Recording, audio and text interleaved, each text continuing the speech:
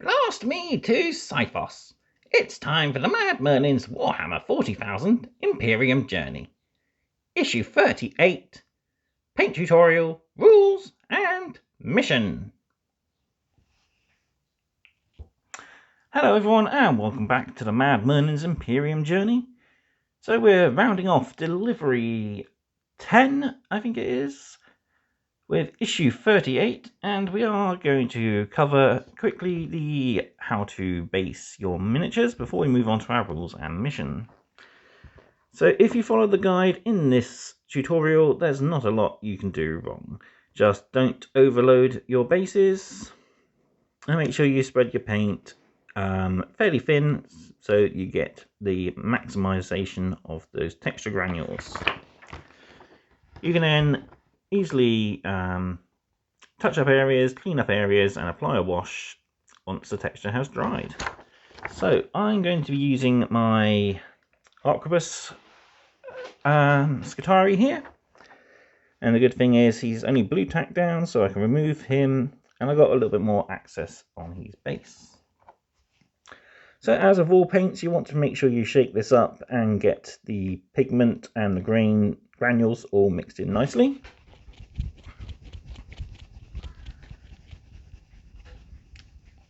Right, that's a nice shake. So there we go, nicely all mixed up and where we wanted to in the top there. So in this issue, you'd have also received a texture spreader. This is my one from Mortal Realms, but we've got a scoop end here and a small spreader end here. So what we'll do, we'll load up the texture on our tool, spread it on our base. We can use this end on the large open space at the front here. Just working the paint around the base, making sure we cover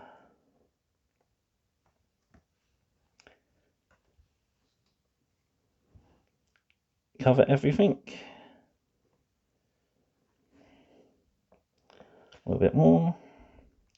And when it comes to the end of the model on, we'll just flip to our smaller side so we've got a little bit more control over our tool and the paint, and we'll just slowly spread it out, pushing it up towards where the feet are.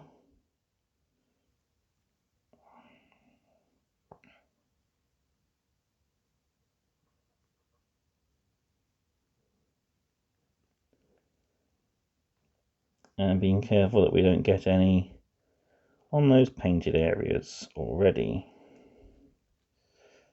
Of course, we still have quite a bit of detail left to do on our Skitarii. So I'm leaving mine in sub-assemblies to make it a lot easier for reaching all that detail when it comes to it. So we've got areas that we want to highlight, like the metals, the black cloth, the inside and the outside of the cloaks. And it just makes it a lot easier.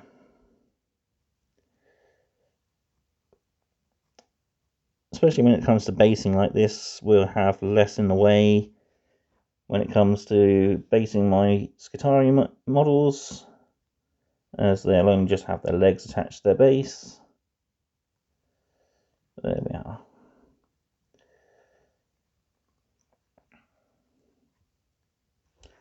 So that is pretty much perfect, I think.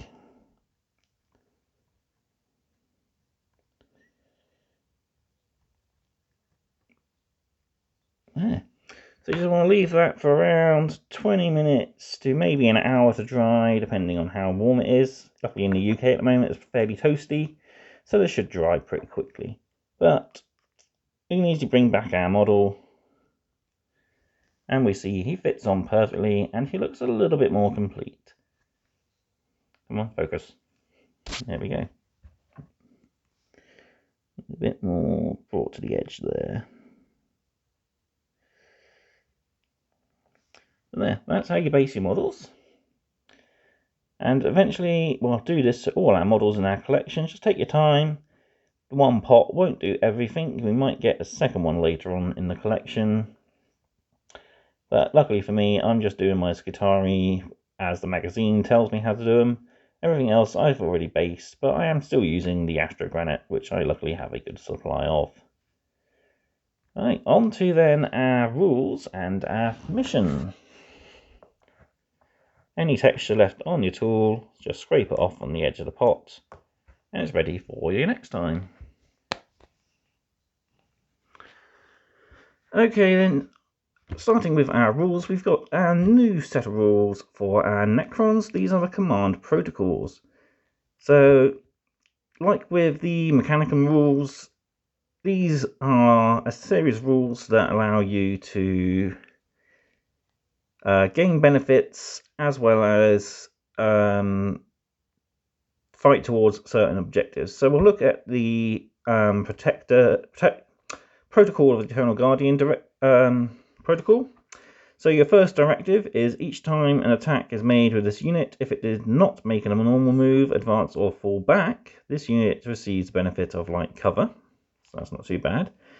The second directive, each time an enemy unit declares a charge against this unit, if the unit is not within engagement range of any enemy units, it can either hold steady or set to defend. If it holds steady, the unit until the end phase, and any Overwatch attacks made by models in that unit score hits on a 5 instead of a 6. If it sets to defend, the unit until the end of the phase, it cannot fire Overwatch, but until the end of the next fight phase, each time a model attacks with a melee attack, add 1 to the hit roll. So at the start of your battle round, you'll choose a Necron Noble that's on the battlefield, and then choose a command protocol to be assigned for that battle round to become active until the end of the battle round. Each command protocol is made up of 2 directives. When a command protocol becomes active for your army, reveal it to your opponent, select one of its directives until the assigned command protocol stops being active. While a unit is eligible to benefit from this ability is within 6 inches of a friendly Necron character. That unit benefits from the selected directive. So, much like our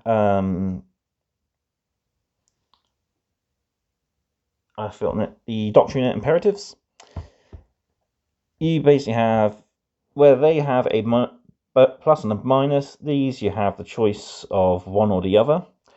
There are certain Necron rules in the full codex that I think the Saltec allows me to activate both protocols of the Conquering Tyrant, and other ones will enable you to activate both. But you choose one and that will last for that turn. And it says here, if the battle lasts for more than 5 battle rounds until the end of the battle, whichever command protocol was active in the 5th battle round stays active. So that's pretty good. It's just a nice little buff for the Necrons.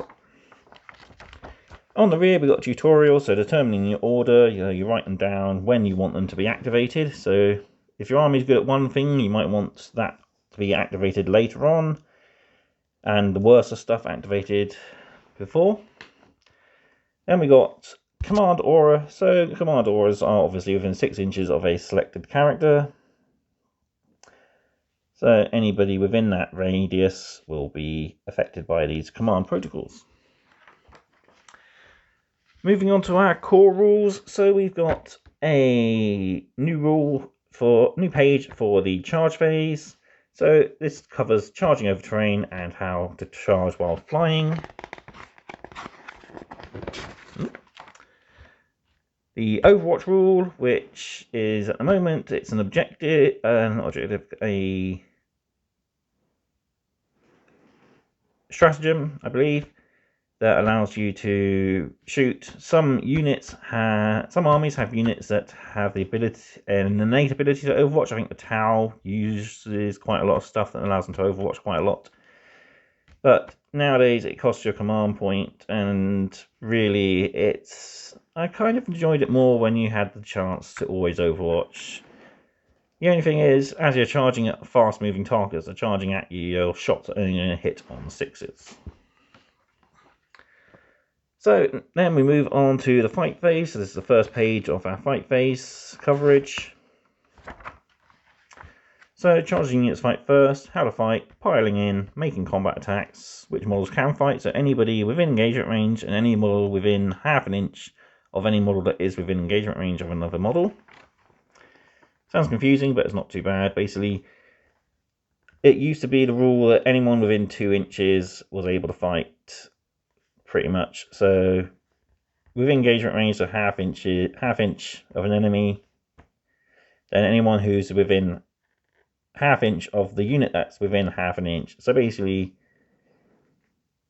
you would count it as a 2 inch, because most base sizes from 32mm upwards are pretty much about an inch in diameter.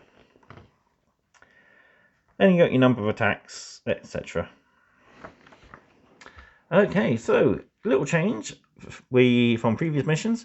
We now have a mission facing Necrons with the Space Marines, and we are running a gauntlet. So this is a nice little mission I quite like.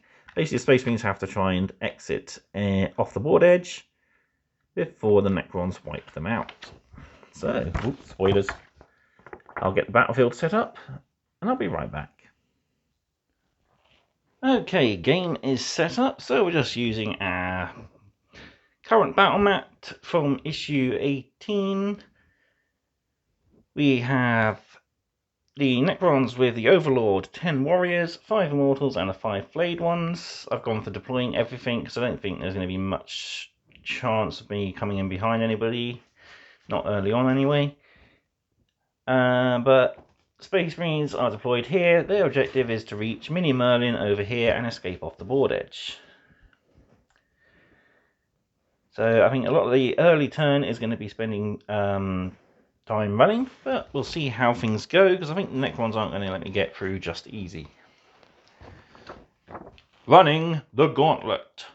Tsiphos' Bastion Primus is under attack. Necron forces have breached the city walls and launched an attack upon the fortress's shield generator. Ultramarines reinforcements must break through the Necron lines, enter the fortress, and aid their Martian allies. The Necrons, under the watchful eye of their Overlord commander, move to halt the Space Marines' progress, closing the jaws of a trap and hoping to annihilate the Ultramarines in one fell swoop. Necrons, Overlord, annihilate the foe. The Necron task is clear: prevent the Space Marines from reaching their allies. Closing in from both sides, the unflinching Necron phalanxes seek to close a gap on their lines and prevent the foes from breaking through. If any of the Space Marines reach their objective, the Necron ambush will have failed. Space Marines, Primaris Captain, break through. The Primaris Captain leads his best troops in an attempt to break the siege of Bastion Primus. In order to achieve victory, his forces must smash through the Necron position, force a gap in the Xenos lines, and create a corridor through which his remaining warriors can reach the fortress and turn the tide of battle. So we got 5 turns to get off the board edge and hopefully survive the unrelenting forces of the Necrons. So Necrons deployed first, so they get to go first. So I will play turn 1, and I'll be right back. Okay, end of turn 1. Oh no, Necron fight back, so 3 weren't there, so I'll get 4 attacks back. Oh, that was bad. That's even worse, no wounds. Right, end of turn 1. So the Necrons advanced and did some damage to the Assault Intercessors. They managed to pass their leadership test just. The aggressors burnt and punched the flayed ones to oblivion. We're lining up the Immortals next. The Assault Intercessors are going to try and hopefully still make their move towards the board edge. Captain and Lieutenant are holding up the warriors, but the Overlord's eyeing him up for a nice little bit of vengeance. So let's see what happens in turn 2.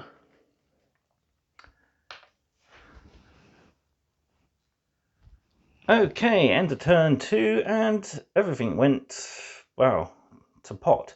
For the Space Marines, anyway. They lost the assault intercessors, and the Overlord charged in and killed the lieutenant. The captain's holding his own. I don't think I've ever rolled so many 6s in my gaming career for Iron Halo saves. I actually did 2 6s and a 4, beating the 2 6s and a 4 the Overlord managed to hit and wound on the captain in the first place. The aggressors, while they have suffered 2 wounds, have eliminated 3 immortals with shooting who got back up again, then 3 immortals in combat, 1 got back up. So they are still held up and can't get off the board. It's turn 3 and I need to really start running.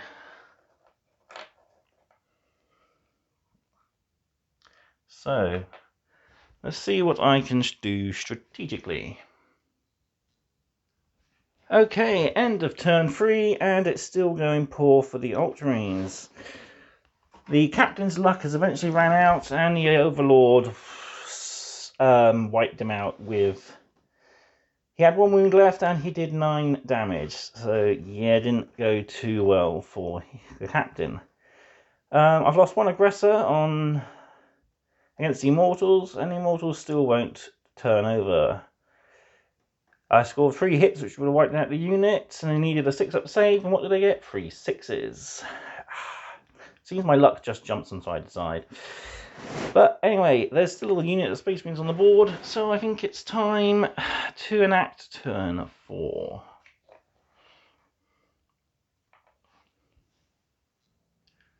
Okay, turn 4 is done, and Overlord activated his Resurrection Orb, bringing back 4 out of the 6 dead warriors, who helped pump enough shots into the aggressors, killing 1 of them and leaving the sergeant on 2 wounds. The Immortals fell back, which I think has ended up being a mistake, because now the aggressor decided to go for the lesser 2 evils, and he's now in a position where he could easily fall back towards the table edge.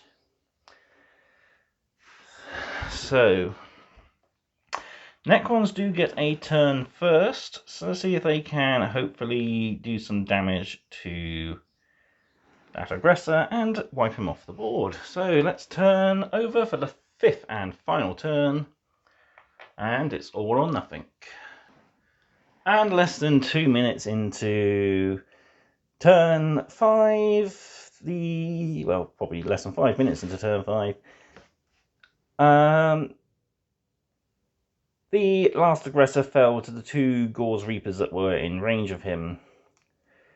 The Immortals fell back again, just had the option to shoot at a unit, and it worked to my benefit. So there are going to be no reinforcements to bolster the Tech Marines of Mars. Necron victory here at Tsiphos's final... last stand, not final stand, last stand pretty much. So we have 2 missions left on Tsiphos, and it's back to the Mechanicum, as we got 2 new units for the Mechanicum. Things I would have done differently, probably rolled off for first turn, and if the Ultramarines got it, made a lot of run moves. As I went for what says in the book, starting with the Necron players, so they get first turn, the Necrons managed to do a little bit of damage in the early stages. I think I might have kept the flayed ones in reserve and then have them drop in behind. That would have been better, instead of them getting squished in the early stages of the game. But yeah, definitely I need to make a choice and go for one end or the other, and I split my forces way too much, I think. I should have ploughed through this way, broke a hole, and then gone for it, pretty much. But the Overlord proved himself very useful. His Resurrection Orb brought out plenty of guys to add plenty of guns. Okay then, next Imperium. So this is the next stages of the Imperium. So we're moving to a brand new battlefield, getting the Sisters of Battle, and brand new Necron units. And our third mat will give us that so far. But the next two Imperiums aren't much to look at. They are both the same. Two different Cataphrone destroyers, one with grav and one with plasma. So that gives us our full unit of 3.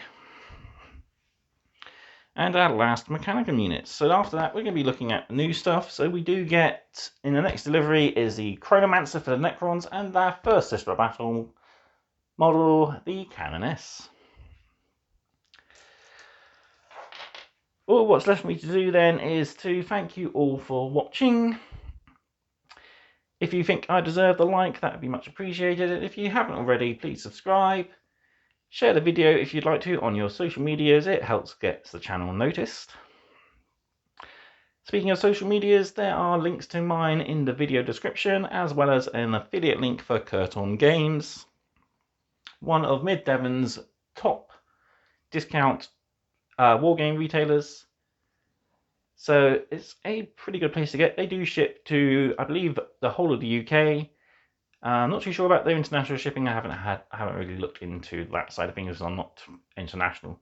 But definitely they do ship all over the UK. But that is it for issue 38. And I will see you next time then for more mad content. Goodbye.